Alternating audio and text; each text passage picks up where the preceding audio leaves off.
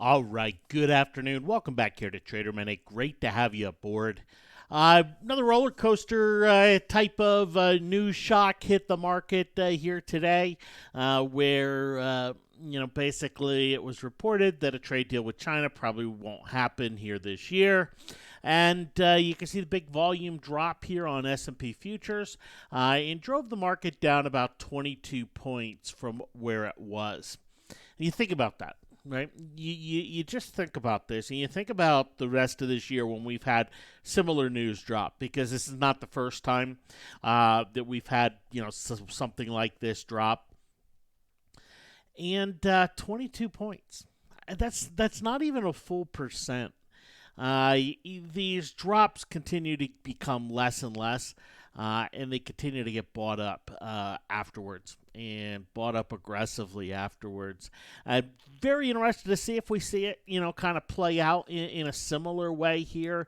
I grabbed a little day trade down here, as the market started to stabilize a little bit, but we'll see, if we get a full recovery or not. Here with it, but it is just one where we haven't seen gold react in a really big way. We have seen tech react in a pretty strong way. Materials react a little bit more aggressively, and then some of your industrials and consumer names really not as affected here overall in the market in the market today with this with this move. So just kind of looking at things and kind of sizing things up with how the news is. You look and you just say, man, that's all. That's it. There's not more selling with this news. That doesn't mean there can't be more selling to come. But is this a game-changing catalyst here for the markets? And after we make a challenge adjustment, we'll go out and look at that. I am stalling here just for a moment because I do think I can get a better price on FCX. But obviously FCX hitting its time stop here today. Here's the 1 minute chart of FCX today. It was down 30 cents. Rallied, went green. Then we had the news come in, went down to its lows, and has been just kind of hovering here around down 20 cents, just over the $11 level here. But is hitting the time stop here this afternoon and down about 200 on the options. So going to pull it and move on. 55 cents is the spread, so I'm just going to do a market order here. And boom, I'm out at 54 cents here on FCX. So, something I still think, goes higher, but, have to jump on out here. Let me make sure the alert goes out. And boom. All right, there we go.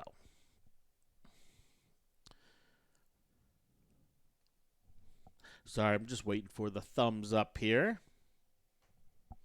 on the alert.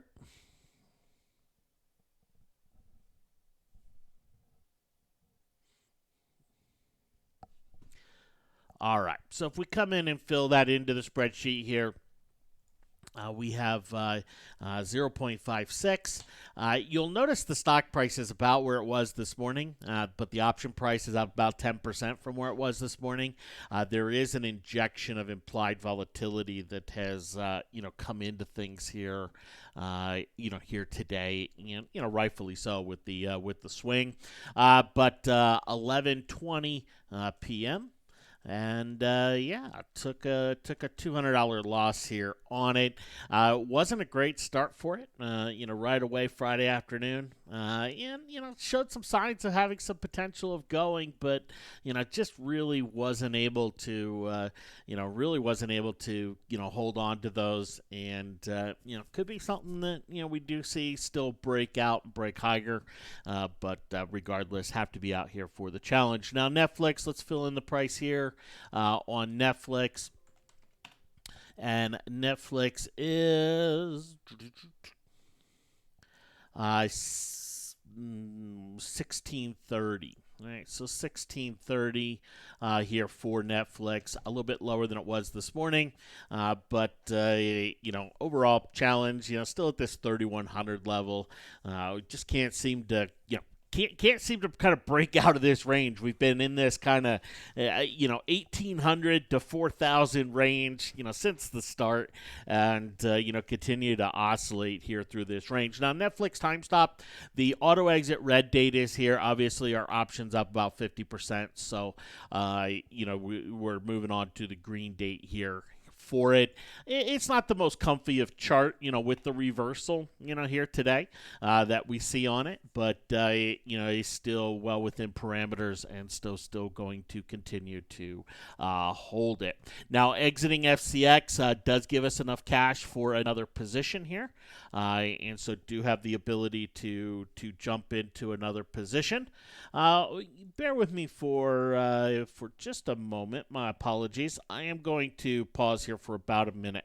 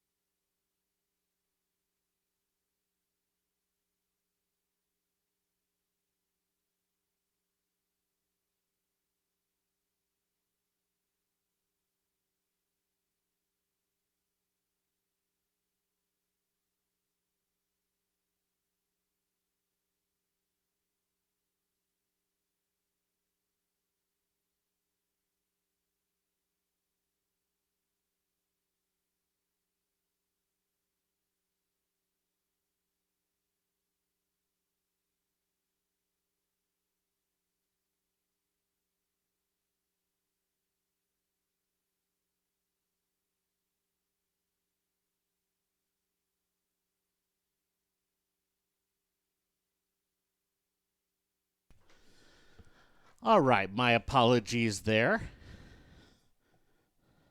Okay. It looks like the text alerts went out just fine here, and does look like the email alerts are having a hitch in them. So yeah, they're working on that right now. So anyway, out of FCX here, it is in the message feed. Out of FCX and moving on from that, am going to continue to hold Netflix. Okay. All right. Sorry, I'm going to pause for 20 more seconds. I'm getting some more info.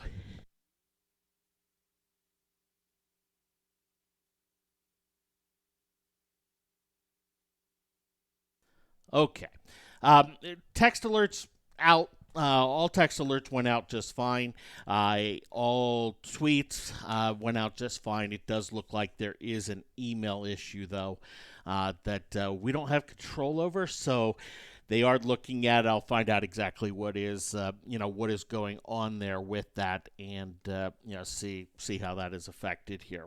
Okay, all right. So going to hold Netflix here into the close. Now the question is this a game-changing catalyst here today for the market? Right? Is this this idea that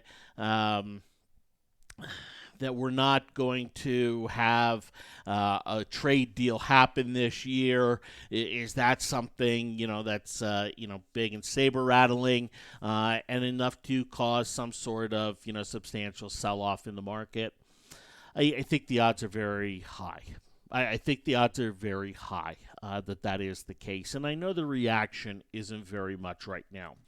And one of the things we are seeing the 7-day moving average break, right? We're seeing that start to break right here. We have the MACD, which is up near levels that it has been here this year, where we've seen some sell action come into play, right? So we've also hit up to this Fibonacci extension level that I showed yesterday, right? So we've hit up into those things, and just one of those where, yeah, I do think the risk is fairly decent that we do see some more downside type of sell action. We've talked about the seasonality. We've talked about this kind of Santa Claus rally in November November turns into some December selling. And I've talked about, a position that I've put on the board here for that, for that eventuality. And one of the reasons I put the position on where I'm looking out, into mid-December and, I'm not trying to time it up, is because sometimes timing it up can be very tricky, right? What do I mean? Well, let's come in here to just the S&P chart, and let's just put the 7-day moving average on it, right? And I've talked about, hey, the 7-day moving average, this is the first sign that maybe something's up, right? That maybe something's going on, here with it. And let's pull it up with the SPY. But you can see that if we look at some of the other rallies, right, and we look at the first close below the 7-day moving average, this rally right here, first close below the 7, was right here. What happened? Further upside. Then we close below the 7 again. Further upside, right? Then we close below the 7 again. We get a little more significant of a sell-off. Close below the 7, a little more upside, right? So it's not something where you look and you say, well, every rally, it just ends on a break of the 7, right? That's just not an all-out statement that we can make. But then we look at the rally again, and we look at the break of the 7. The next day down, the next day up, and then we get that, further pullback associated, with the retracement of the bigger rally here. Then we get a pullback below the 7 right here. We get it right here. We see further upside. We see further upside, right? And then we get this 7-day moving average drop right here, and then boom, there we get the drop. We get the 7-day moving average broken right here, then we get a further drop, right? And so it's one of those where about half of the 7-day moving average crossovers here have resulted in a further drop, right? So yes, is it something that has to happen to get a drop? Yes, it is. Is it something where every time it happens, we see a bigger drop? No, it is not. So while, yes, the odds are elevated, right, and I do think you have to be a little bit wary as far as short-term timing. Could we see the market pop up into a new high tomorrow? We absolutely could, and I do not want to put it past the market for that. If I were sitting here thinking, man, you know what, here we break the 7 and down we go, it's just no-brainer, down, down, down, I would probably pull off NFLX just to, be a little more conservative with the challenge. But I'm not doing that. The other thing are we talking about a game-changing catalyst? Well, what about the stocks, trading below the 7-day moving average, right? We've talked about this. We'll see a big swing in it. We haven't seen a swing from what it was this morning, right? We still have about 51% of the stocks, 51.5. It was 56% this morning. So we haven't seen a big shift in number of stocks moving around that 7-day moving average or the 20-day moving average. So just not something that is on the alarming scale here. If we look at small caps, right, they're moving down a little bit here, but we're not talking about anything in a significant manner. If we look at emerging markets, right, they're pulling back a little bit, but this is something where we could see this pullback happen on any regular day. It's not like you can look at today and go, wow, something happened right here with those. Transports, yeah, you could say, man, okay, this is kind of an uglier day for transports. Tech, the Qs, okay, they look like the S&P here. Apple, finally, Apple down $4 on a day. Wow, that hasn't happened much, right? And Apple finally breaking that 7-day moving average, right? So there are some, some elements coming in that tend to be preludes to a sell-off, and we're seeing a few more of those come in, but we're not seeing a full-on metric change here going on with what has happened in the market here today. Okay, so game-changing catalyst, not quite, at least not yet. But it is something that will continue. We'll continue to get more rumor, and we'll continue to get more opinions about it, and we'll get the proverbial report that comes out that says that counters, and it's going to go on for the rest of the year. It's going to go on for the rest of next year, and just not going to be something the markets get away from, really anytime soon here. Okay. All right, so anyway, out of FCX here on the time stop, took a $200 loss here on it, continuing to hold Netflix, and looks like Netflix. I'll fill in the price right now just to have a real time look here, 1680 there, so it's not going to affect it much. But we're just shy of 3,200 here on the challenge. So we just continue to kind of be in the grind, and but still in a good position to take advantage of the next signals that come on board. We don't have any new signals here today. If we look at the scans, there are quite a few downside crossovers out there. In fact, let me show them to you here. I'll show you the upside. Sorry, I didn't go through these. We have ConocoPhillips and Schlumberger. Both of these are energy names, and oil is up big here today. And then we have the bearish crossovers, the downside crossovers, and the list is a little smaller than it was. But Alibaba, Bank of America, these were on this morning. Delta, Honeywell, Twitter. The new one on here is Walmart. And, Walmart was, we saw the earnings, gapped up, sold off, selling off a little bit here today as, people are rightfully going out and buying Target instead of Walmart. And, to say Target to 180 to 220, I don't think that's a huge stretch. It's a little stretch, right? You have to have some things happen perfectly for Target, for that to happen. But, it's a pretty cool story. It's a pretty good story of a company that continues to transform, and a company that in many ways, 2 years ago was left for dead a little bit, just kind of put in that whole brick and mortar area and said, hey, you know what, you can't compete. And who has basically said, yeah, we can, and we can create an online presence that can rival Walmart and can compete with Amazon, and they're showing it in their numbers, and it's pretty impressive. Okay. Alrighty, well, thanks for hopping on. Any questions, please let us know. Have yourselves a great evening, and we'll talk to you tomorrow. Take care.